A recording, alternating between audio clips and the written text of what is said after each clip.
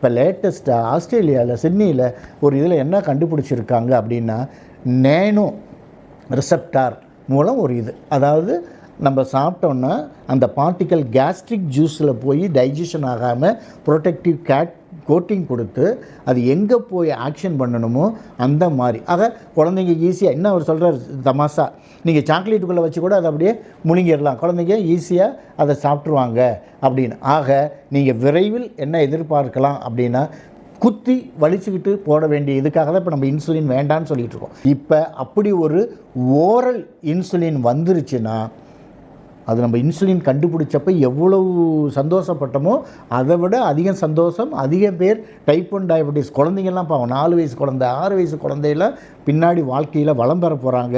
அது வரப்பிரசாதமாக இருக்குது. அந்த தூரம் வெகு தொலைவில் இல்லை. ஸோ கண்டிப்பாக we are waiting for the oral insulin.